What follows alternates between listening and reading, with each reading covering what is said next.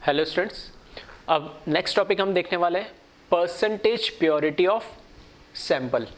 इसका मतलब क्या है? परसेंटेज प्योरिटी ऑफ सैंपल का कोई भी अगर हमें सैंपल यानी कोई भी अगर हमें कोई कंपाउंड या एलिमेंट हमें दे रखा है, ठीक है, प्रैक्टिकल पॉइंट ऑफ व्यू से मैं बात कर रहा हूँ। अगर इंडस्ट्री की अगर हम बात करें तो वहाँ पे जो भी हमारे पास रॉ मटेरियल आता है, ठीक है, नेचर से जो भी रॉ मटेरियल आता है तो पूरा का पूरा 100% प्योर हो, ठीक है, ऐसा बिल्कुल, ठीक है, मतलब ना के बराबर होता है। मैं बोलूँगा 0.001% के बराबर होता है। फॉर एग्जाम्पल अगर मैंने बोला कि मेरे पास 10 ग्राम, अगर मेरे पास मैंने बोला NaOH है, ठीक है, 10 ग्राम NaOH है, तो वो 10 ग्राम NaOH क्या प्योर 10 ग्राम NaOH है? ठीक है, ऐसा पॉसिबल हमेशा हो, ज़रूरी नहीं है, ठीक है। हो सकता है उसमें 9.99% प्योर NaOH हो, दूसरी क्या हो, इम्प्योरिटी हो, या हो सकता है 9 ग्राम हो, 1 ग्राम इम्प्योरिटी हो, ठीक है, या 8 ग्राम हो। मतलब कहने का मतलब है कि 10 ग्राम पूरा का पूरा प्योर हो, ऐसा कोई ज़रूरी नहीं है। अब अभी तक के जितने भी क्वेश्चन हमने करे थे, ठीक है, रिएक्शन से रिलेटेड या पीछे जितने भी मोल कॉन्सेप्ट से रिलेटेड जितने भी क्वेश्चंस करे थे, उन सब में हमने क्या मान के चला था कि हमारा जो कंपाउंड या एलिमेंट हमें जो दे रखा है वो पूरा का पूरा क्या 100% प्योर है। लेकिन अब हम इस तरह के क्वेश्चंस भी पूछे जाते कि उसमें अगर कोई इम्प्योरिटी आ जाए या वो पूरा सैंपल या वो पूरा जो कंपाउंड हमें दे रखा है प्योर नहीं दे रखा है, तो उस तरह के क्वेश्चंस को हम कैसे अटेम्प्ट करेंगे, वही ये बता रखा परसेंटेज प्योरिटी ऑफ सैंपल। ठीक है, एक सिंपल सा एग्जाम्पल लेता हूँ। जैसे ये क्या है, चौक है यानी, ठीक है। अब ये जो चौक है, चौक की भी कई सारी वैरायटी आती है। अब मैं चौक यूज कर रहा हूँ तो इस चौक के अंदर प्योर, ठीक है, पाउडर जो चौक का यूज होता है वो है, ऐसा कोई जरूरी नहीं। इसमें डस्ट पार्टिकल भी हो सकता है, स्टोन्स भी हो सकते हैं, कुछ भी हो सकता है। अब जितना ज़्यादा ये प्योर होगा चौक, ठीक है, उतना ही लिखने में रिफाइन होता है, उतना ही, ठीक है, जो इसकी जो दिखती है, ठीक है, जो इसका व्यू होता है वो भी अच्छा दिखता है। लेकिन अगर इसी चौक के अंदर अगर इम्प्योरिटी आ जाए, ठीक है, डस्ट पार्टिकल ज़्यादा है, तो कई बार आपने सुना होगा चौक को लिखते समय बोर्ड पर, ठीक है, स्पेशली ये जो वाइट जो ये चौक वाला बोर्ड होता है वहाँ पर थोड़ी सी आवाज़ आने लगती है, ठीक है। वो आवाज़ इसीलिए आती है क्योंकि उसमें कुछ स्टोन पार्टिकल या डस्ट पार्टिकल्स आ जाते हैं, तो वो फ्रिक्शन के थ्रू वो आवाज़ क्या करते हैं, क्रिएट करते हैं, नहीं, तो वो एक तरीके से क्या इसमें इम्प्योरिटी प्रेजेंट है। तो अब यहाँ पर पहली बात तो हमें कैसे पता लगा कि इसमें ये सैंपल प्योर है या नहीं। अगर क्वेश्चन में कुछ नहीं मेंशन किया हुआ है, अगर कुछ नहीं मेंशन किया हुआ है, तब तो हम मान के चलेंगे वो सैंपल जो भी दे रखा है, जो भी कंपाउंड एलिमेंट है वो 100% क्या प्योर है। और अगर उसमें क्या इम्प्योरिटी प्रेजेंट होगी तो वो हमेशा गिवन होगा, ठीक है, हमेशा गिवन होगा। कुछ ना कुछ इस तरह के टर्म्स दे रखे होंगे कि इतना % प्योर है, इतना सैंपल है, ठीक है। एक और मैं आपको शॉर्ट ट्रिक बताऊंगा किस तरीके से इसको पहचानते हैं, ठीक है। तो पहले तो मैंने जो कुछ पॉइंट लिखे इसको देख ले। फर्स्ट पॉइंट मैंने यही लिखा है, any given sample is may not be 100% pure due to presence of impurity in the form of dust, sand, etc. ठीक है, तो कोई भी सैंपल जो हमें दे रखा, कंपाउंड दे रखा, वो 100% प्योर हमेशा हो, ऐसा कोई जरूरी नहीं है, ठीक है। सेकंड पॉइंट इसमें लिखा मैंने, unless otherwise mentioned in the problem then it is assumed that impurity does not react with reactant, that is impurity is inert। inert का मतलब भी क्या होता है, वो किसी के साथ रिएक्ट नहीं करेगी, ठीक है। पहली बात तो क्या है कि अगर ये चीज़ हमें पता लग जाएगी इसमें इम्प्योरिटी है, तो क्या इम्प्योरिटी जो दे रखी है उसका भी कोई रोल है क्या? कोई हम क्या पढ़ रहे हैं अब, कोई केमिकल रिएक्शंस के बारे में पढ़ रहे हैं, उससे रिलेटेड प्रॉब्लम कर रहे हैं, तो क्या उस रिएक्शन में वो इम्प्योरिटी भी पार्टिसिपेट करेगा क्या? ठीक है, तो जब तक कुछ मेंशन नहीं दे रखा है तो हम ये मान के चलेंगे कि इम्प्योरिटी जो है वो इनर्ट है। इनर्ट है मतलब वो किसी के साथ रिएक्ट नहीं करेगी, नहीं, ठीक है। तो दो चीज़ें, पहली चीज़ तो हमें ये पहचान में आना चाहिए कि इसमें इम्प्योरिटी है या नहीं है, ठीक है। दूसरी चीज, अगर इम्प्योरिटी आ गई तो अगर वो मेंशन नहीं कर रखा है कुछ भी, ठीक है, 99% केस में ऐसा कोई केसेस नहीं होंगे, ठीक है, एटलीस्ट मूल कॉन्सेप्ट में, ठीक है, आगे के आएंगे दूसरे चैप्टर में तो हम देखेंगे। लेकिन अगर इम्प्योरिटी है तो हम मान के चलेंगे कि उसकी रिएक्शन भी दूसरे रिएक्टेंट के साथ नहीं हो रही, उसका कोई रोल नहीं है उस रिएक्शन में, ठीक है। अब परसेंटेज प्योरिटी की जो प्रॉब्लम होती है, ठीक है, उसके लिए एक सिंपल सा फॉर्मूला है, परसेंटेज प्योरिटी। फॉर एग्जाम्पल मैंने बोल दिया 80% प्योर है, ठीक है, 80% प्योर है तो यहाँ पे वैल्यू क्या रखूंगा मैं, 80। अब मैंने बोल दिया 50 ग्राम मेरे पास सैंपल दे रखा है, ठीक है, 50 ग्राम मैंने बोल दिया NaOH, 50 ग्राम NaOH है, तो 50 ग्राम जो NaOH है वो यहाँ पर लिखूंगा जो भी हमें गिवन दे रखा है, ठीक है। W का मतलब उसका वेट, नीचे गिवन मतलब जो उसका गिवन वेट है। यहाँ पे जैसे फॉर एग्जांपल मैं लिख दिया 50 ग्राम। अब उसमें से कितना रिएक्ट करा, क्या 50 के 50 ग्राम रिएक्ट कर गया, तब तो परसेंटेज प्योरिटी एक तरीके से क्या बोलूँगा 100 है, मतलब प्योर 100% वही दे रखा कंपाउंड जो है। और अगर उसमें से रिएक्ट क्या करा, 50 में से मान लिया मैंने 48 ग्राम ही रिएक्ट करा, ठीक है, तो यहाँ पर क्या लिखेंगे, W रिएक्टेड की जगह यहाँ पे लिखूंगा 48 ग्राम, ठीक है। तो अगर देखो तीन चीज़ है इसमें, अगर मुझे परसेंटेज प्योरिटी अगर वो पूछेगा तो दो चीज मुझे पता होनी चाहिए, क्वेश्चन में डायरेक्ट इनडायरेक्ट वे में दे रखा होगा, एक तो वेट जो रिएक्टेड हो रहा है और एक गिवन सैंपल। फॉर एग्जांपल 50 ग्राम दे रखा है, बोल रहा 48 ग्राम रिएक्ट कर रहा है, तो 48 डिवाइड बाई 50 इंटू 100 क्यों, क्योंकि परसेंटेज हमें निकालनी है, ठीक है। तो यहाँ से परसेंटेज प्योरिटी आएगी। दूसरा इस तरीके से भी दे दिया था कई बार कि सैंपल दे दिया मुझे 50 ग्राम और उसका परसेंटेज प्योरिटी मुझे दे दिया 90%, तो यहाँ पे क्या लिखूंगा 90, यहाँ पे क्या लिखूंगा मैं 50 इंटू 100, तो कितना रिएक्ट हुआ वो मुझे कैलकुलेट हो जाएगा। तीसरी पॉसिबिलिटी क्या कि उसने बोल दिया कि भाई मुझे नहीं पता कितना सैंपल गिवन है, लेकिन उसमें से बोल रहा है कि 95% प्योर है और कितना रिएक्ट करा, उसने बोल दिया 38 ग्राम रिएक्ट करा, तो बताए गिवन सैंपल कितना है। कहने मतलब 1 2 3 अननोन वेरिएबल है, तो कोई ना कोई हमेशा हमें 2 वेरिएबल गिवन होंगे, तीसरा वो पूछ सकता है। किसी भी 2 तरह के सिंपल क्वेश्चंस बनते हैं, 2 तरह के मतलब आइदर ये पूछा होगा तो ये दोनों गिवन होंगे डायरेक्ट इनडायरेक्ट वे में, और इन दोनों में से कोई एक पूछा होगा तो ये परसेंटेज प्योरिटी गिवन होगी। अब एक एग्जांपल मैंने लिखा है, एग्जांपल ये बताने के लिए कि किस तरह के क्वेश्चन को हम पहचानेंगे कैसे कि इसमें परसेंटेज प्योरिटी का है नहीं। अभी तक के हम जो क्वेश्चंस पढ़ रहे थे उस तरीके से लिख देता है 100 ग्राम ऑफ कैल्शियम कार्बोनेट। इसका क्या मतलब है, 100 ग्राम ऑफ कैल्शियम कार्बोनेट का मतलब है कि उसमें जो 100 ग्राम है वो प्योर कैल्शियम कार्बोनेट है, मतलब 100 का 100 ग्राम क्या है, इसमें कैल्शियम कार्बोनेट है, उसमें कोई दूसरी चीज मिक्स नहीं है। एक वर्ड इसमें जनरली हम जो यूज करते हैं, एक वर्ड जनरली यूज करते हैं वो है सैंपल, ठीक है। वहां ऊपर भी लिखा मैंने, यहां पे भी लिख रहा हूं 100 ग्राम sample of calcium carbonate. Sample बोलते ही मतलब सैंपल का मतलब है कि एक से ज्यादा कंपोनेंट एक उसमें क्या मिक्सचर आने लगे, तो सैंपल का मतलब है कि कैल्शियम कार्बोनेट का सैंपल है, उसमें मतलब कैल्शियम कार्बोनेट के अलावा कोई दूसरे एलिमेंट या कंपाउंड भी क्या है, मिक्स है यानी, ठीक है। तो इस तरीके से जब वर्ड मिल जाए तो हमें सैंपल तो समझ लेना कुछ ना कुछ उसमें इंप्योरिटी मिलेगी, तो इस तरीके से मिल जाएगा 100 ग्राम sample of calcium carbonate having 80% purity, ठीक है। 100 ग्राम है लेकिन उसमें से जो कैल्शियम कार्बोनेट है इसकी प्योरिटी कितनी है 80%, मतलब 100 में से कितना 80 ग्राम ही क्या हमारे पास कैल्शियम कार्बोनेट है, और दूसरा जो 20 ग्राम है वो इसमें हमारे लिए क्या है, इम्प्योरिटी का काम करेगी यानी, ठीक है। तो यहां पर अगर मैं बात करूं इसकी, अगर मैं बोलूं कि कितना, ठीक है, इसमें अब जैसे इसके अकॉर्डिंग चलूं तो यहाँ परसेंटेज प्योरिटी ये तो क्या हो गया 80%, ठीक है। गिवन सैंपल कितना हो गया 100 ग्राम और कितना रिएक्ट करेगा वो 80 ग्राम करेगा, ठीक है। तो ये तो सिंपलेस्ट वे में दिया है, हमें हो सकता है केमिकल रिएक्शन के फॉर्म में दे दे, ठीक है। तो उसी पे एक प्रॉब्लम में ले रहा हूं ताकि ये चीज़ आपको समझ में आए। तो एक बार इसको कॉपी कर ले वीडियो को पॉज करके, और फिर मैं इससे रिलेटेड एक केमिकल रिएक्शन वाली प्रॉब्लम लेता हूं।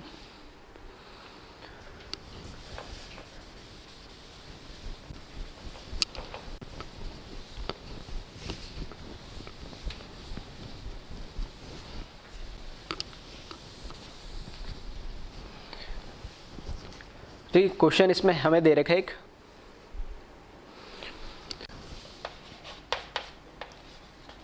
200 gram sample of HCl having 73% purity, ठीक है। 200 gram sample of HCl having 73% purity, then calculate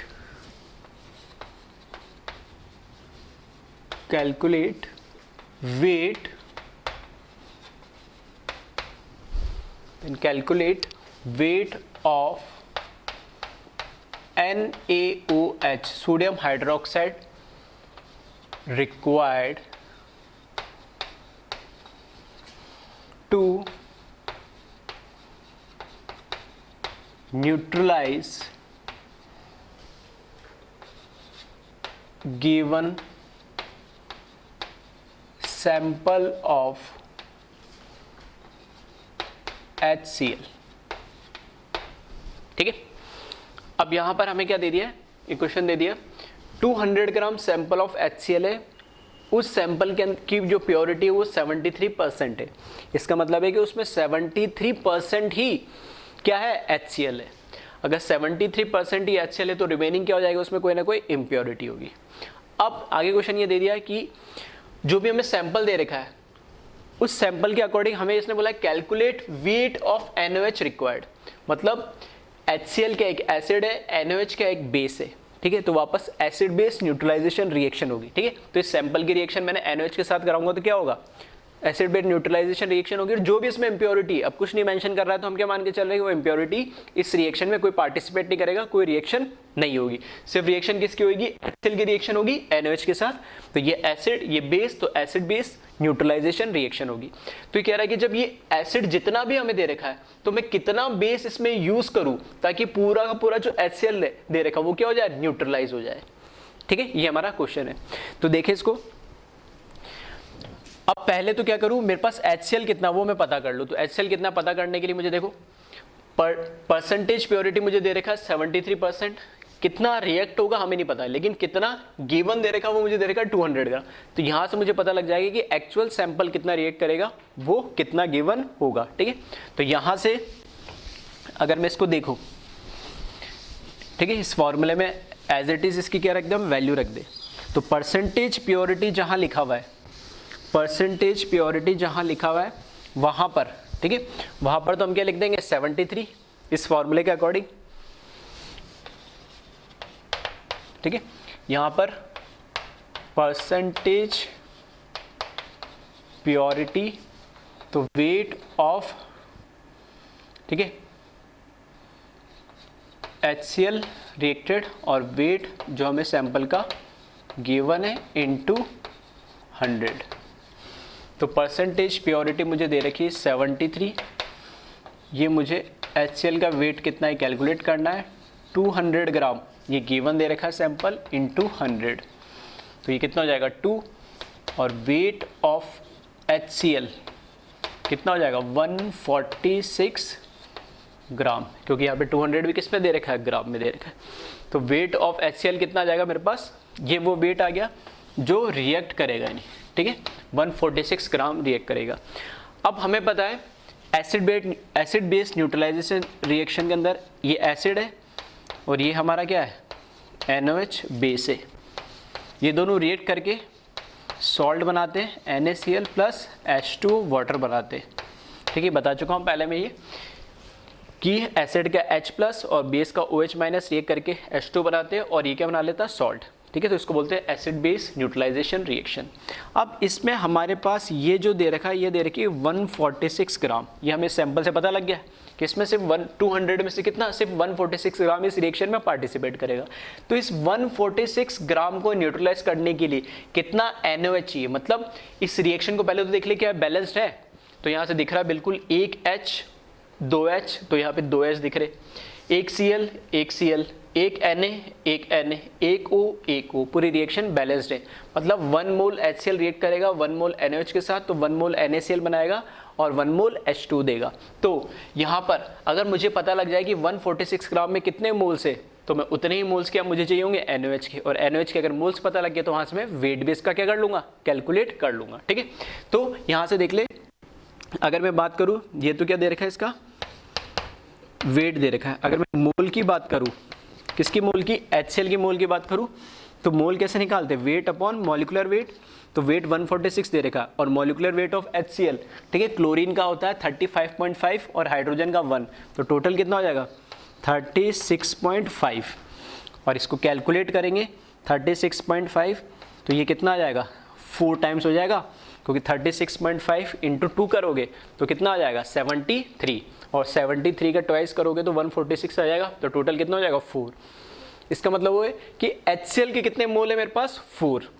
अगर HCl के 4 मोल है तो इसको 4 मोल HCl को न्यूट्रलाइज करने के लिए NaOH के भी कितने चाहिए होंगे मोल, मुझे 4 ही मोल चाहिए होंगे। ठीक है, जो कि मुझे बैलेंस केमिकल रिएक्शन से देख रहेगा। ठीक है, तो यहाँ से मैं लिख सकता हूँ therefore mole of HCl is must be equals to mole of NaOH which is equals to 4.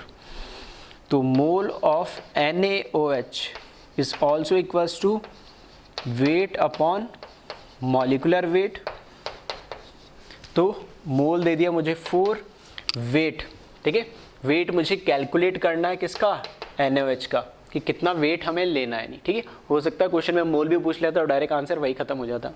तो weight upon molecular weight, NaOH का मॉलिक्यूलर वेट कितना हो जाएगा, सोडियम का होता है 23 प्लस 16 प्लस 1 कितना 40, तो ये हो गया 40।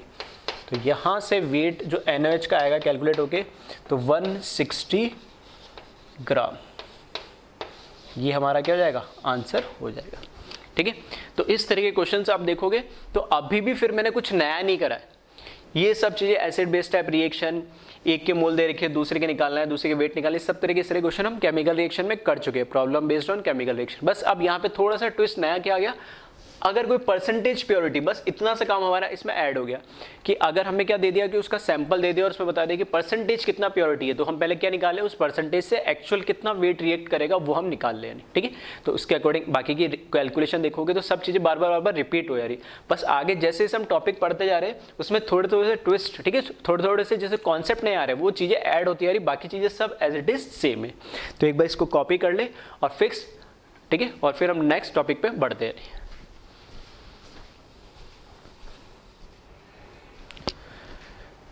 नेक्स्ट टॉपिक है परसेंटेज यील्ड ऑफ रिएक्शन।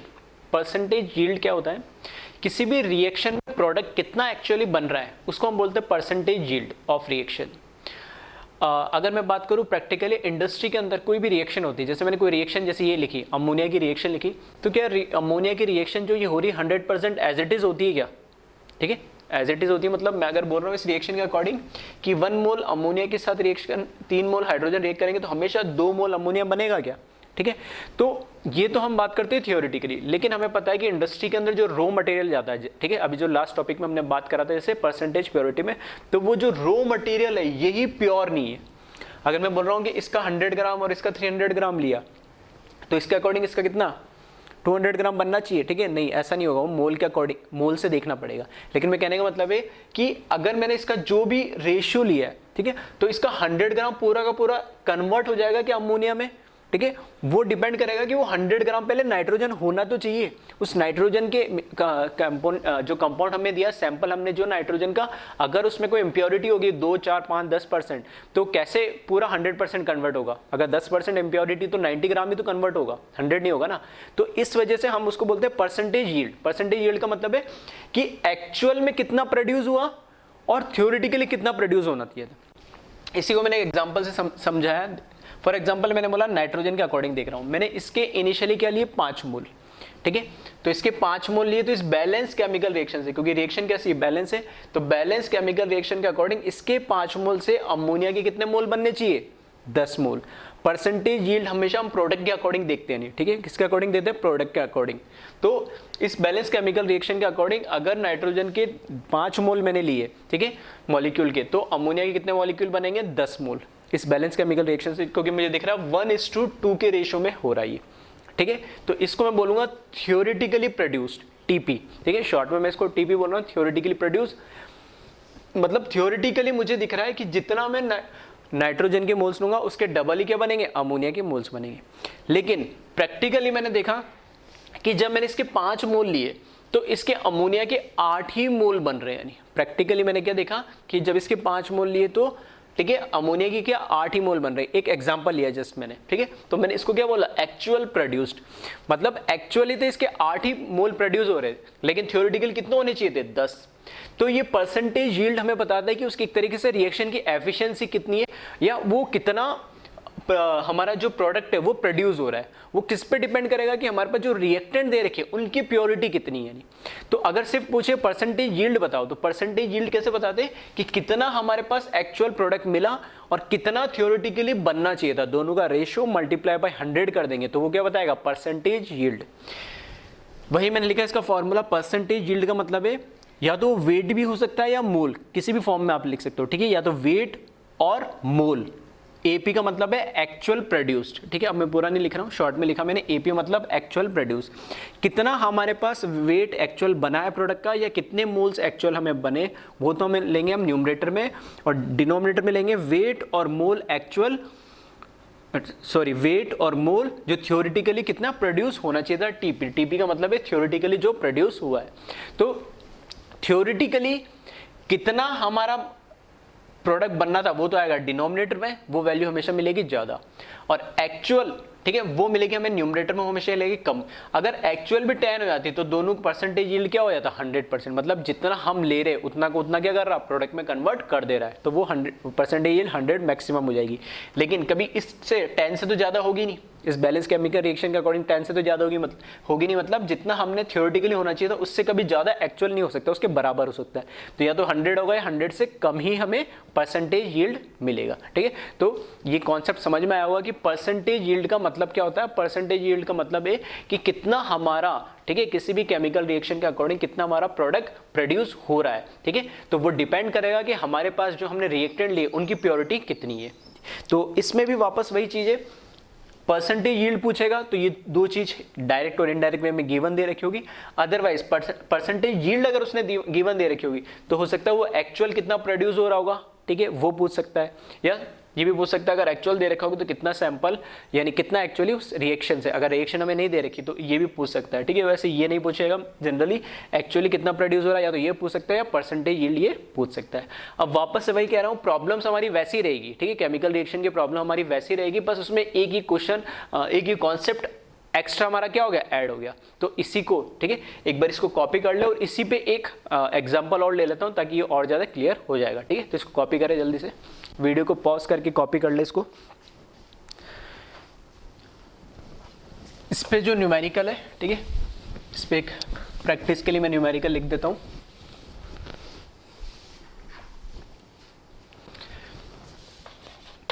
इसमें मैं दे रखा 12.8 ग्राम ऑफ SO3, ठीक है, सॉरी SO2 सल्फर डाइऑक्साइड है। 12.8 gram of SO2 react with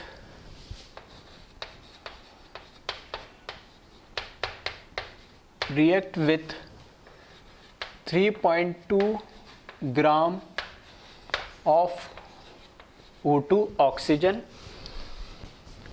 and form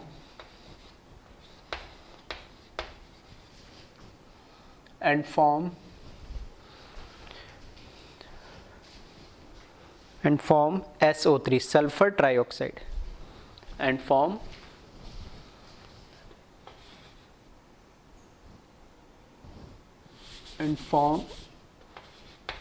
SO3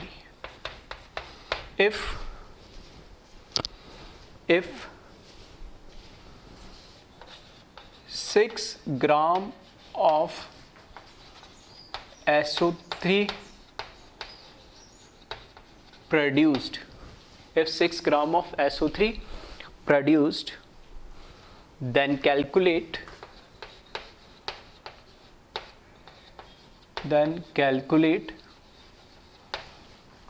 percentage yield of reaction।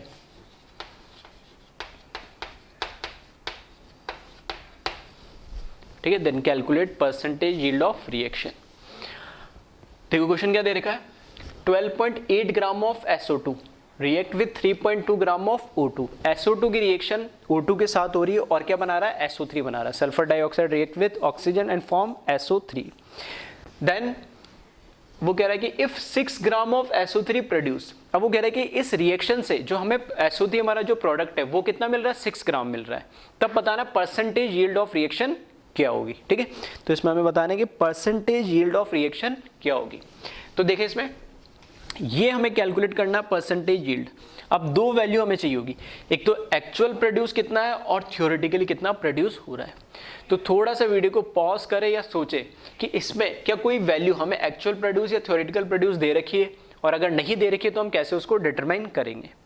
ठीक है, तो आई थिंक कई बच्चों को तो समझ में आ गया होगा। देखो हमें कहोगे 12.8 gram of SO2 react with 3.2 gram of O2 and form SO3। ये हमें दे दिया दो रिएक्टेंट का अमाउंट। ठीक है, तो दो रिएक्ट का अमाउंट दे दिया तो प्रोडक्ट कितना बनेगा, तो वो हम क्या थ्योरेटिकल तो कैलकुलेट कर ही सकते हैं।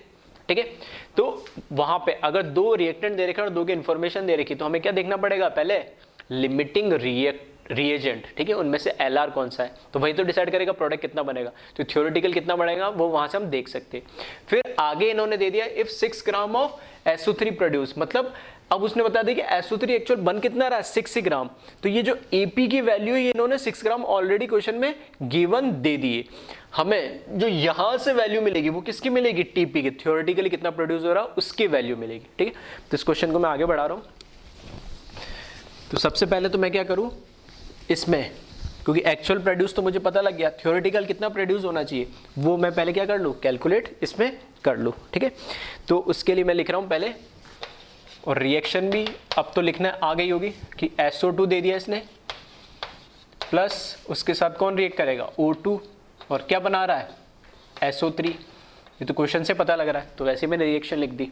अब बैलेंस कर लो इसको, एक ऐसे एक ऐसे, 2 ऑक्सीजन 2 4, और यहाँ कितने दे रखी 3।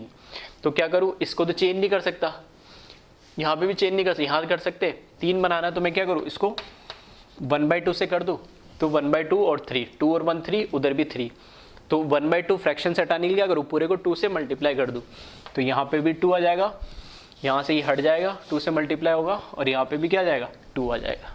ठीक है, तो ये बैलेंस्ड हो गई। 2 सल्फर 4 और 2 6 ऑक्सीजन, और ये 3 2 6, यहाँ पे भी 6 ऑक्सीजन। अब देखें यहाँ पे, अब हमें यहाँ पर क्या दे रखा है, वेट दे रखा है, इसका तो दे रखा है मुझे 12.8 ग्राम, और ऑक्सीजन का कितना दे रखा है 3.2 ग्राम। ठीक है, तो अब कितना यहाँ पे मेरे पास SO3 बनेगा, कैसे मुझे पता लगेगा, O2 से देखूँ या SO2 से देखूँ। तो दोनों, जब 2 रिएक्टेंट दे रखे हो कम से कम, और 2 के बारे में इंफॉर्मेशन दे रखी हो, तो हमेशा क्या देखना होता है, मुझे LR देखना होता है, लिमिटिंग रिएजेंट देखना होता है। ठीक है, तो LR अगर मुझे इसमें देखना है तो कैसे देखेंगे, पहले वेट को किस में कन्वर्ट करूँ, मोल के अंदर। ठीक है, तो मोल के अंदर जब मैं इसको कन्वर्ट करूँगा तो 12.8 weight divide by molecular weight, sulphur का होता है 32 और एक ऑक्सीजन का होता है 16, तो 2 का कितना हो गया 32, 32 प्लस 32 कितना हो जाएगा 64, तो ये कैलकुलेट कितना आ जाएगा 0.2 मोल्स। यहाँ पर इसके मोल्स अगर कैलकुलेट करूँ तो 3.2, और ऑक्सीजन का कितना हो जाएगा मॉलिक्यूल का 16 प्लस 16 या 16 इंटू 2, तो ये हो जाएगा 0.1। इसके 0.2 मोल होंगे, इसके 0.1 मोल होंगे। अगर मुझे वो चाहिए LR फाइंड आउट करना है तो कैसे करते हैं, मोल अपॉन SC, तो मोल अपॉन SC में 0.2, और इसका कोफिशिएंट कितना है 2, तो इसकी वैल्यू कितनी मिल रही है मेरे को 0.1।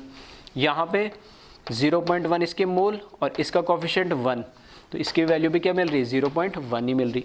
ये भी 0.1 है, ये भी 0.1 है, मतलब दोनों ही क्या एक तरीके से LR है, मतलब एग्जैक्टली जब ये खत्म होगा तो तब भी यही खत्म होगा। ठीक है, ये भी LR है, ये भी LR है, कैसे भी बोल सकता हूँ मैं। ठीक है, इसमें से एक्सेस रिएजेंट कोई नहीं है, जितना अमाउंट इसका दे रखा 12.8 ग्राम एग्जैक्टली 3.2 ग्राम से रिएक्ट करेगा। तो अब SO3, ठीक है, अब SO3 कितना बनेगा वो किसी से भी आप देख सकते हो। ठीक है, यहाँ से भी आप कैलकुलेट कर सकते हो, यहाँ से भी कर सकते हो। तो इस बैलेंस केमिकल रिएक्शन से मुझे दिख रहा है कि 2 मोल SO2 से क्या बनेगा, 2 मोल ही SO3 बनेगा। तो मैं ऐसे बोल सकता हूँ moles of SO2 must be equals to mole of SO3, और वो कितना हो जाएंगे, इसके कितने मोल्स दे रखे मेरे पास 0.2 मोल्स। ठीक है, अब 0.2 मोल्स ये तो आगे मेरे पास कितने प्रोड्यूस होंगे, तो इसका वेट निकाल ले, तो SO3 के मोल्स क्या हो जाएंगे, वेट अपॉन मॉलिक्यूलर वेट, तो ये जो वेट आ जाएगा वो कितना आ जाएगा, मोल्स दे रखे 0.2 इंटू मॉलिक्यूलर वेट कितना हो जाएगा 40, 3 ऑक्सीजन का। ठीक है, 3 ऑक्सीजन का तो कितना हो जाएगा 48 प्लस 32 कितना हो जाएगा 80, सही है, तो टोटल कितना हो जाएगा 16 ग्राम वेट आ जाएगा। अब ये वेट कौन सा वेट है, ये वेट है थ्योरेटिकली, क्योंकि हमें बैलेंस केमिकल रिएक्शन से हमने कैलकुलेट करा। जो भी हम बैलेंस केमिकल रिएक्शन से कैलकुलेट करेंगे वो हमारा होगा थ्योरेटिकली, और जो हमें गिवन दे रखा होगा वो जनरली क्या होगा एक्चुअल होगा। और यहाँ से क्वेश्चन से मुझे समझ में आ रहा है, तो ये तो वेट दे रखा मुझे कौन सा थ्योरेटिकली। ठीक है, इसको मैं ब्रैकेट में लिख देता हूँ TP। अब परसेंटेज यील्ड मुझे चाहिए, परसेंटेज यील्ड चाहिए, तो वेट, ठीक है, वेट दे रखा मुझे actual produce divided by weight theoretically produce. तो एक्चुअल प्रोड्यूस वेट मुझे ये दे रखा है 6 ग्राम, क्वेश्चन के अंदर दे रखा है कि एक्चुअल में कितना बन रहा है 6 ग्राम ही बन रहा है, और थियोरेटिकली कितना दे रखा है 16 हमने कैलकुलेट कर लिया, मल्टीप्लाई बाय 100 ताकि परसेंटेज कैलकुलेट कर ले, ठीक है। और इसको जब आप कैलकुलेट करोगे तो ये कैलकुलेट होगा आएगा 37.5%। कहने का मतलब ये कि थ्योरेटिकली तो हमारे पास जो इस बैलेंस केमिकल रिएक्शन से 16 ग्राम बनना चाहिए था SO3, लेकिन एक्चुअल में बन कितना रहा है 6 ग्राम ही बन रहा है। इसका मतलब है कि जो भी हमारे पास सैंपल था उस सैंपल के अंदर कुछ ना कुछ इम्प्योरिटी रिएक्टेंट में, जो कि पूरा का पूरा किसमें प्रोडक्ट में कन्वर्ट नहीं हो पाया, या मैं ऐसे बोल सकता हूँ कई बार हमारी मशीनरी की एफिशिएंसी है जो रिएक्टेंट को प्रोडक्ट में कन्वर्ट कर पा रहा है, वो प्रोसेस की एफिशिएंसी इतनी नहीं है कि उसको 100%, कितनी एफिशिएंसी है 37.5%, मतलब हमारा प्रोडक्ट सिर्फ इतना ही कन्वर्ट हो पा रहा है, ठीक है। तो इस तरह के क्वेश्चन आपको परसेंटेज यील्ड पे भी मिल जाएंगे। फिर से मैं कह रहा हूँ इन क्वेश्चन में देखोगे तो वापस सब चीज़ें सेम ही, ये सब मोल निकालना, ऐसे निकालना, वेट निकालना, ये सब चीज़ें सेम है, बस इसमें एक नया कॉन्सेप्ट ऐड हो गया परसेंटेज यील्ड। उसके लिए हमने क्या करा, बस एक्स्ट्रा, ठीक है, एक काम करा कि लास्ट में परसेंटेज यील्ड में एक्चुअल में कितना प्रोड्यूस हो रहा है डिवाइड बाय थ्योरेटिकल कितना प्रोड्यूस हो रहा था, वहाँ से हमने क्या निकाला, इसकी यील्ड निकाल ली, ठीक है। तो एक बार इसको कॉपी कर ले, फिर नेक्स्ट हम कॉन्सेप्ट देखते हैं। नेक्स्ट टॉपिक है परसेंटेज कंपोजिशन, ठीक है, of sample. Percentage composition of sample का मतलब क्या है कि अगर हमारे पास एक सैंपल दे रहेगा, सैंपल के अंदर हो सकता है 2 या 2 से ज़्यादा कंपोनेंट हो एक मिक्सचर के फॉर्म में, ठीक है। तो उसके अंदर 2-3 कंपोनेंट मैंने डाल दिए, तो मुझे पता करना है कि वो जो कंपोनेंट या सब्सटेंस मैंने उसमें ऐड करे 2 या 3, उसमें इंडिविजुअल उनके मोल्स या वेट कितना है, नहीं, ठीक है, उसको बोलते हैं परसेंटेज कंपोजिशन ऑफ सैंपल। अब इस टाइप की प्रॉब्लम्स हम कैसे करते हैं, तो इस टाइप की प्रॉब्लम की खास बात ये होती है कि जो भी हमने उसमें कंपोनेंट ऐड करे, ठीक है, एक कंटेनर मैंने करा 2 या 3 कंपोनेंट ऐड कर दिए, तो जितने भी कंपोनेंट मैंने ऐड करे 2 या 3, ठीक है, या उससे ज़्यादा भी हो सकते हैं, हम जनरल 2-3 की बात करते हैं, तो उन सब का नेचर, ठीक है, केमिकली जो नेचर होता है वो ऑलमोस्ट सेम टाइप का होता है। फॉर एग्जाम्पल, बहुत कॉमन एग्जांपल है, ठीक है, उस पर मैंने एग्जांपल भी कराने वाला हूँ अभी एक प्रॉब्लम, कि जैसे मैंने वाला कि 2-3 टाइप के एसिड ऐड कर दिए मैंने। अब उनकी कॉमन कैरेक्टरिस्टिक क्या होगी कि वो बेस से रिएक्शन करके न्यूट्रलाइज होने की कोशिश करेंगे, तो उनकी कॉमन कैरेक्टरिस्टिक होगी, ठीक है। तो कैसे उसके हेल्प से हम केमिकल रिएक्शन की हेल्प से उनके इंडिविजुअल कंपोनेंट के मोल्स या वेट हमें कैलकुलेट करना, वो इसमें हम चेक देखते हैं, ठीक है। वापस से ये नाम सुनने में तुम्हें थोड़ा नया और अजीब लगेगा, लेकिन है उसका मीनिंग सेम, और ऐसे क्वेश्चन हम, ठीक है, जैसे लास्ट हम केमिकल रिएक्शन के क्वेश्चन करते हुए आते थे, ठीक है, वैसे इसके क्वेश्चन भी हम करेंगे, ठीक है। तो इसमें बस इतना ही लिखा है मैंने, 2 or more substance in a mixture having same nature towards a chemical reaction, ठीक है, जो भी हम उसमें कंपोनेंट ऐड कर रहे हैं उनका जो नेचर है केमिकल रिएक्शन के टूवर्ड्स, किसी भी एक पर्टिकुलर केमिकल रिएक्शन के टूवर्ड्स उसका जो नेचर होगा उन सारे कंपोनेंट का जो भी हमने ऐड करे मिक्सचर के अंदर उनका क्या होगा, सेम होगा। और सेकंड वही लिख दिया, देन कैलकुलेट द वेट और moles of individual substance in the mixture by using mole concept, ठीक है। सिंपल सा हमारा जो भी हमने अभी तक पढ़ा है, ठीक है, उसी की एप्लीकेशन है, उसको यूज करके कैसे हम उनके इंडिविजुअल मोल्स या वेट कैलकुलेट करना है वो हमें देखना है, ठीक है। तो एक एग्जांपल में ले रहा हूँ एक क्वेश्चन के फॉर्म में, और उससे इस कॉन्सेप्ट को समझेंगे इसका मतलब क्या है, ठीक है। तो एक बार इसको कॉपी कर ले और फिर मैं प्रॉब्लम लिखता हूँ इस पर एक बेस्ड, ठीक है। वीडियो को पॉज करके कॉपी कर लीजिएगा और इस पे जो प्रॉब्लम है, ठीक है, उसको हम देखते हैं। तो प्रॉब्लम में मैं इस पे एक एसिड बेस वाली ले रहा हूँ ताकि थोड़ा इजी रहेगा, क्योंकि मैं आपको ऑलरेडी समझा चुका हूँ इस टाइप के reaction.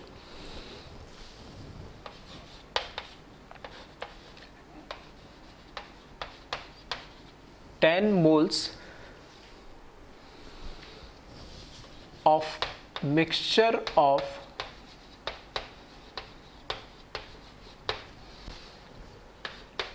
HCl and H2SO4, 10 moles of mixture of HCl and H2SO4 required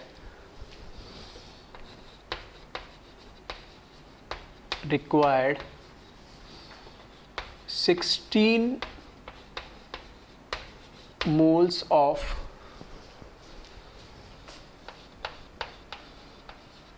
NaOH for complete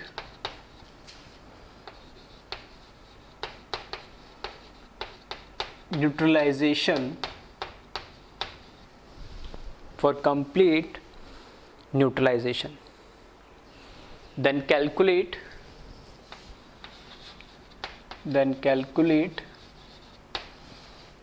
percentage of HCl. ये calculate percentage of HCl in mixture लिख देते हैं, in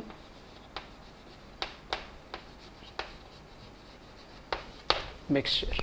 ठीक है, तो यहाँ पे बोला कि एक मिक्सचर हमने ले लिया है जिसके अंदर टोटल 10 मोल्स है.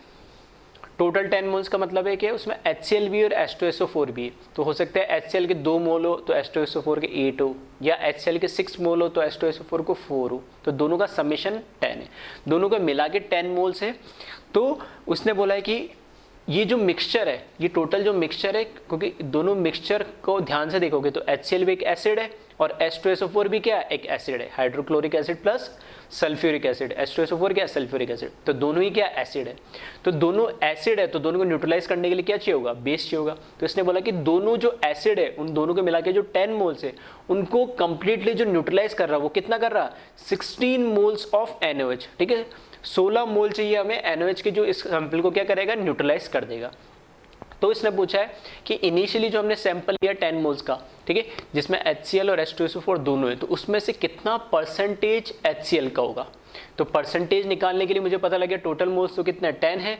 तो अगर मुझे पता लग जाए कि HCl के इंडिविजुअल मोल कितने हैं, ठीक है, तो मैं उसका परसेंटेज भी निकाल सकता हूँ. तो अल्टीमेटली मुझे निकालना क्या है कि HCl के मोल्स निकालने 10 में से कितने होंगे. और 10 में से अगर मुझे HCl के पता लग जाएंगे तो H2SO4 के मिल जाएंगे. अगर उसके बारे में कुछ पूछा होता तो वो भी मैं बता देता. तो अब देखिए इस टाइप के क्वेश्चन को हम कैसे अटेम्प्ट करें. देखो पहले तो बात करते कि मैं जो बोल रहा था कि परसेंटेज कंपोजिशन ऑफ सैंपल के अंदर मैंने बोला था कि इस तरह के मिक्सचर्स के अंदर जो हमारे कंपोनेंट्स होते हैं, सब्सटेंस होते हैं, उनका केमिकल रिएक्शन के टुवर्ड्स एक पर्टिकुलर नेचर, सेम नेचर होता है. तो यहाँ सेम नेचर कैसे है कि ये भी एक एसिड है और ये भी एक एसिड है. तो दोनों बेस के साथ रिएक्ट करेंगे और कौन से देंगे, एसिड बेस न्यूट्रलाइजेशन रिएक्शन. ठीक है, तो वही मैं लिख रहा हूँ. सबसे पहले HCl के लिए मैंने लिखा HCl प्लस NaOH. ठीक है, तो ये क्या बना लेगा, ये NaCl प्लस H2. एक रिएक्शन तो ये होगी. ठीक है, दूसरी रिएक्शन क्या होगी, H2SO4 प्लस, देखना पहले देख ले रिएक्शन क्या बैलेंस है या नहीं. तो एक HCl के लिए एक ही NaOH चाहिए होगा क्योंकि एक H प्लस के लिए एक OH चाहिए होगा. तो यहाँ से दिख भी रहा है कि एक H और एक H, दो H बन गए. Cl एक Cl है, Na है. ठीक है, और O एक है, यहाँ पे भी O एक है. अब यहाँ पर क्या हो रहा है, H2SO4 के अंदर H2SO4 क्या करता है, जो H2SO4 होता है वो पानी के अंदर जब डालेंगे इस H2SO4 को तो ये 2H प्लस देगा प्लस सल्फेट -2 आयन देगा. ये आ रही बात समझ में. जब हम HCl को हमने पानी के अंदर डाला तो ये एक H प्लस और एक Cl माइनस दे रहा है. बस दोनों में डिफरेंस समझ में आ रहा है कि HCl तो एक H प्लस आयन दे रहा है लेकिन H2SO4 के अंदर 2H प्लस है. 2H प्लस और पूरे सल्फेट पे 2 माइनस होता है. तो -2 और एक H पे 1 प्लस, तो 2 पे टोटल 2 प्लस, तो टोटल +2 और टोटल -2. तो ये क्या इलेक्ट्रिकली भी न्यूट्रल है. तो HCl एक H प्लस देता है जबकि H2SO4 क्या होता है, 2H प्लस देता है. तो अगर इसको क्या करना है, न्यूट्रलाइज करना है हमें, तो इस एक H प्लस को न्यूट्रलाइज करने के लिए एक OH माइनस चाहिए था. तो इस 2 H प्लस को न्यूट्रलाइज करने के लिए क्या चाहिए होंगे, 2 OH माइनस चाहिए होंगे. ठीक है, तो यहाँ पर ठीक है, वैसे बैलेंसिंग से भी कर सकते थे लेकिन मैं डायरेक्ट मैंने बता दिया. तो यहाँ पर मैं क्या लूँगा, 2 NaOH लूँगा क्योंकि 2 NaOH इसलिए चाहिए क्योंकि यहाँ पे 2 H प्लस यहाँ पे मिलेंगे. ठीक है, तो ये हो जाएगा यहाँ पे Na2SO4 प्लस 2H2. देखिए इसको बैलेंस भी हो गई साथ के साथ. देखना 2 H प्लस मिलेंगे यहाँ से, तो मेरे को 2 OH माइनस चाहिए तो मैंने इसका ट्वाइस ले लिया, तो 2H2 बन जाएंगे. फिर यहाँ पे Na के 2 थे, ठीक है, ट्वाइस Na थे तो यहाँ पे Na2 हो गया और SO4 ये हो गया, तो Na2SO4 सोडियम सल्फेट. तो यहाँ से, ठीक है, यहाँ से ये क्लियर हो गया कि मेरे पास पहले तो रिएक्शन, ठीक है, अगर ऐसा नहीं लिखना चाहते तो क्या करते, नॉर्मल H2SO4 लिखते, NaOH लिखते, फिर Na, लेकिन तुम्हें ये कंपाउंड पता होना चाहिए कि Na2SO4 बनेगा या नहीं बनेगा, है ना, तो Na2SO4 लिखते, फिर H2 लिखते, बैलेंस करके लिखते। तो यहाँ इस कंपाउंड में आपको अगर रिएक्शन नहीं बताया तो गड़बड़ हो सकती थी, ठीक है। तो ये कैसे हुआ मैंने बता दिया। अब बात करते हैं इसके अंदर टोटल। मुझे पता है टोटल क्या है, टोटल जो मोल्स है, moles of HCl plus moles of H2SO4 दोनों मिला के कितना है 10। ये हमें क्या दे रखा है, गिवन दे रखा है, ठीक है। तो लेट, मैंने मान लिया moles of HCl is x, तो मोल्स ऑफ H2SO4 अपने आप क्या हो जाएगा 10 माइनस x हो जाएगा, ठीक है। दोनों का समेशन 10 है और इसको मैंने x मान लिया, तो ये अपने आप क्या हो जाएगा 10 माइनस x हो जाएगा। तो यहाँ से ये भी बैलेंस केमिकल रिएक्शन है, ये भी बैलेंस केमिकल रिएक्शन है, ठीक है। तो दोनों बैलेंस केमिकल रिएक्शन है। तो यहाँ से मैं लिख सकता हूँ क्या, यहाँ से मैं ये लिख सकता हूँ कि अगर इसके x मोल है जो मैंने माने, तो इसके भी कितने मोल्स चाहिए होंगे, x मोल ही चाहिए होंगे रिएक्ट करने के लिए, ठीक है। यहाँ पर मैं लिख देता हूँ, ये क्या है मोल्स, इसके x मोल मैंने माने, तो ये कोई बैलेंस केमिकल रिएक्शन से दिख रहा है 1:1 रेशियो में रिएक्ट करेंगे। तो अगर इसके x मोल है तो इसके भी क्या चाहिए होंगे, x मोल चाहिए होंगे, ठीक है। तो इसके भी x मोल बनेंगे और इसके भी x मोल। H2SO4 के मेरे पास कितने हो गए, इसके जो मोल है वो मुझे दे रखे हैं 10 माइनस x मोल, ठीक है। यहाँ से मुझे पता लगा ये कितने 10 माइनस x मोल है। तो अगर ये 10 माइनस x मोल है तो इसके कितने मोल चाहिए होंगे, इस बैलेंस केमिकल रिएक्शन से दिख रहा है कि इसके 1 मोल के लिए इसके 2 मोल चाहिए होंगे। तो यहाँ पे ट्वाइस ऑफ 10 माइनस x मोल चाहिए होंगे, सही है। यहाँ पर भी क्या है 10 माइनस x मोल ही बनेंगे और यहाँ पे ट्वाइस ऑफ 10 माइनस x, ठीक है। वैसे इनकी जरूरत नहीं है प्रोडक्ट की मुझे, तो इसी से काम हो जाएगा, ठीक है। तो ये जो इन्फॉर्मेशन मुझे गिवन थी वही लिखा है। अब एक इन्फॉर्मेशन मुझे और दे रखी है, एक इन्फॉर्मेशन मुझे और क्या दे रखी है कि देखो ये चीज़ क्या है, ये गिवन थी मुझे, ठीक है। उससे मैंने ये लेट अज्यूम ये माना मैंने। उसके बाद एक चीज़ और मुझे गिवन दे रखी है, एक चीज़ और क्या गिवन दे रखी है मुझे, मोल्स ऑफ कितने चाहिए, NaOH के मोल्स कितने चाहिए टोटल न्यूट्रलाइज करने के लिए 16। तो मोल्स ऑफ NaOH ये टोटल कितने हैं 16 है यानी, और ये भी मुझे क्या दे रखा है गिवन दे रखा है, सही है। ये भी मोल्स ऑफ NaOH मुझे क्या दे रखा है गिवन दे रखा है। तो टोटल 16 मोल से ये क्या न्यूट्रलाइज कर देगा, इसके x मोल को भी न्यूट्रलाइज कर देगा और इसके 10 माइनस x मोल को भी न्यूट्रलाइज कर देगा। तो मुझे पता है क्योंकि ये भी बैलेंस केमिकल रिएक्शन है, ये भी बैलेंस केमिकल रिएक्शन है, तो दोनों बैलेंस केमिकल रिएक्शन से टोटल NaOH के मोल्स कितने चाहिए होंगे, तो पहले वाले रिएक्शन से इसके x मोल चाहिए होंगे और दूसरी वाले रिएक्शन के इसके ट्वाइस ऑफ 10 माइनस x चाहिए होंगे। और यही तो दोनों मिला के मोल्स ही तो किसके बराबर होने चाहिए 16, जो उसने गिवन दे रखा है कि ये मोल्स कितने टोटल 16। तो यहाँ से मुझे पता लग रहा है क्या कि जो मोल्स ऑफ NaOH है वो कितने हैं x, ठीक है, plus twice of 10 minus x which must be equals to 16, ठीक है। जो NaOH के मोल्स कितने होने चाहिए x plus twice of 10 minus x equals to 16, ये 16 टोटल मोल्स होने चाहिए। और ये टोटल मोल्स हमें पता है इस बैलेंस केमिकल रिएक्शन से x और ट्वाइस ऑफ 10 माइनस x के बराबर होना चाहिए। तो यहाँ से x की वैल्यू मैं कैलकुलेट कर लूँ, x की वैल्यू हम यहाँ से कैलकुलेट करेंगे तो ये कितना हो जाएगा 20 माइनस 2x, तो ये x उधर चल जाएगा और ये कितना आ जाएगा 4, बस x की वैल्यू 4 आई। इसका मतलब क्या हुआ, ये 4 मोल्स हो गए, ये भी 4 हो गए, ये भी 4 हो गए, तो ये अगर 4 हुआ तो ये कितने हो जाएंगे 6, ठीक है। और इसको चेक भी कर सकते हैं, देखो यहाँ मैं लिख रहा हूँ इसके 4 मोल्स हो गए, ये भी 4 मोल्स हो गए, तो ये कितने हो जाएंगे 6 मोल्स, और ये भी कितने हो जाएंगे, ये इसके 12 डबल हो जाएंगे, ट्वाइस 12। देखना इसके 4 मोल इसके 4 मोल के साथ रिएक्ट करेंगे और इसके 6 मोल इसके 12 मोल के साथ, तो देखना 4 प्लस 6 10 होना चाहिए, जो कि 10 है, यही तो दे रखा है मैं गिवन, 4 प्लस 6 10 आना चाहिए, 10 दे रखा है। और इसके भी इस पूरे को न्यूट्रलाइज करने के लिए इसके कितना होने चाहिए 16 मोल, तो 4 + 12 देखना 16 होना चाहिए, और वही उसने दे रखे 16 मोल्स जो मैंने गिवन में लिखा है, ये 16 मोल्स। ठीक है, बस हो गया क्वेश्चन। अब इसमें हमें पूछा क्या HCl, x क्या दे रखा है हमें, मोल ऑफ HCl।